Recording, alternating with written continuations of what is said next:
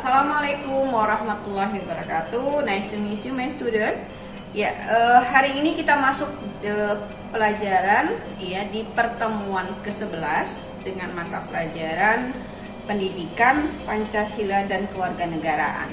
Ya, untuk pertemuan 11 ini silahkan kamu lihat nanti materi di PowerPoint saya dan video pembelajarannya. Ya.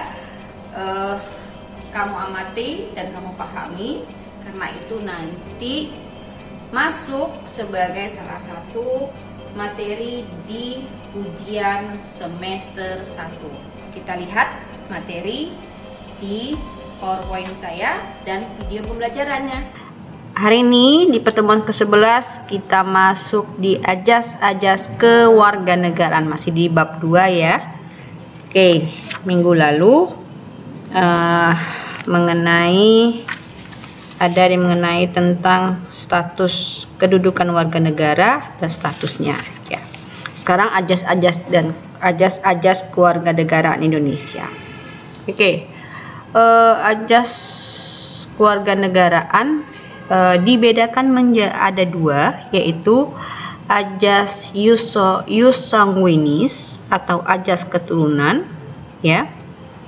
Satu lagi ajas ius soli atau ajas kedaerahan atau tempat kelahirannya. Ya, di PowerPoint saya sudah saya jabarkan apa itu ius sanguinis. Itu kewarganegaraan seseorang di mana ditentukan berdasarkan pada keturunan orang yang bersangkutan. Ini sudah saya tampilkan contohnya ya. Misalnya, seseorang dilahirkan di negara A, sedangkan orang tuanya berkewarganegaraan negara B, maka ia adalah warga negara B.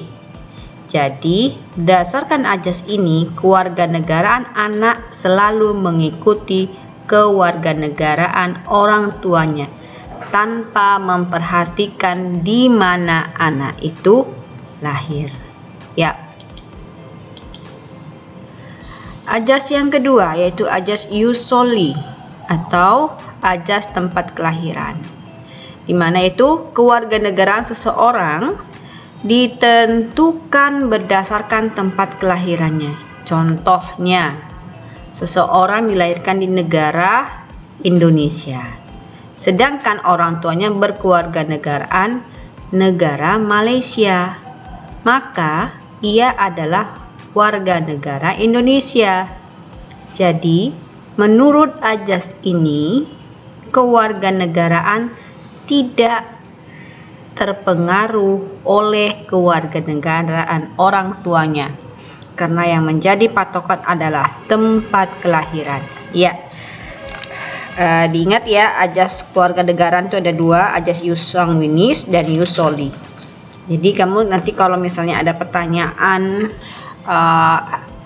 kuis, kamu sudah tahu apa yang membedakan ajas ius sanguinis dan ius soli.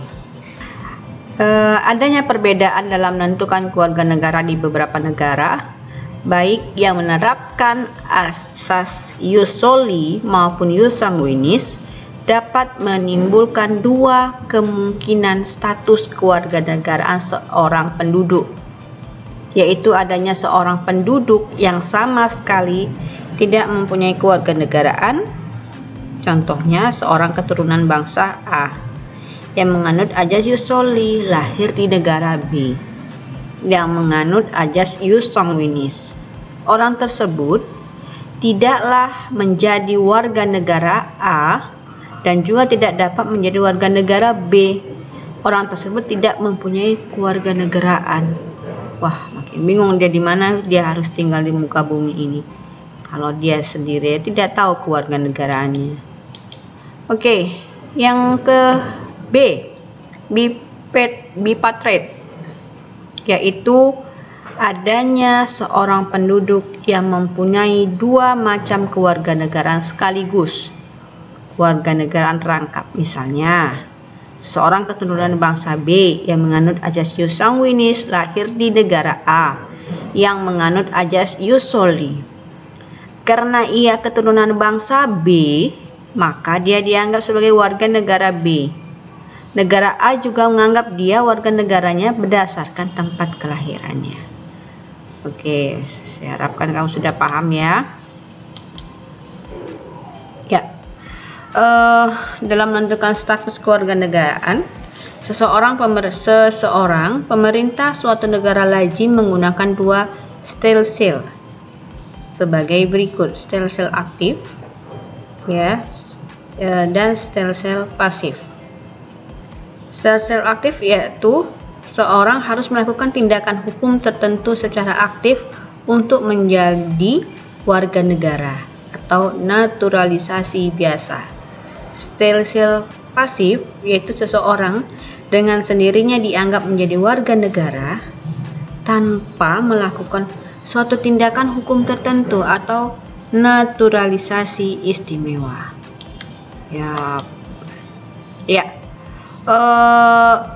Syarat-syarat menjadi warga negara Indonesia. Apa itu? Itu warga negara Indonesia asli dan orang asing yang disahkan dengan undang-undang menjadi warga negara Indonesia. Penduduk asli negara Indonesia secara otomatis adalah warga negara Indonesia. Sedangkan orang dari bangsa asing untuk menjadi warga negara harus mengajukan permohonan kepada pemerintah Indonesia. Proses permohonan itu dinamakan dengan pewarganegaraan atau naturalisasi. Ya, nanti kalau saya bilang, saya kasih ada satu kuis, ya. Jadi kamu sudah tahu apa-apa itu jenis syarat-syarat menjadi warga negara Indonesia asli, ya.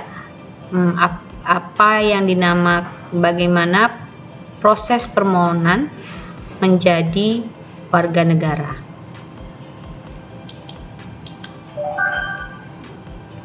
Oke, permohonan pewarganegaraan dibedakan menjadi dua, yaitu naturalisasi biasa, ya, lihat di PowerPoint saya, ada juga undang-undangnya, tentukan dalam pasal 9.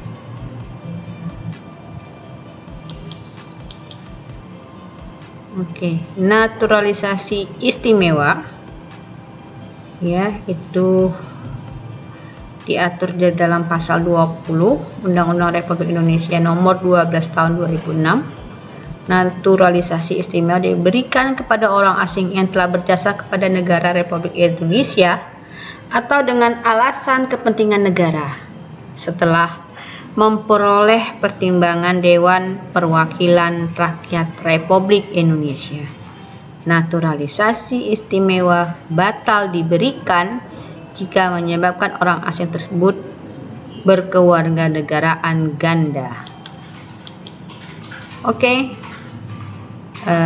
selesai sudah materi kita akan ketemu lagi.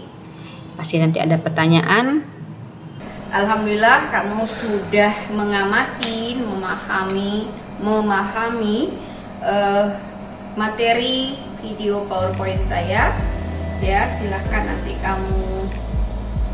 sudah kamu amati, sudah kamu pahami. Ya, kita akan ketemu kembali nanti di pertemuan ke-12. Saya ucapkan terima kasih, lebih semangat lagi belajarnya. Jangan kendor. Saya tutup. Assalamualaikum warahmatullahi wabarakatuh.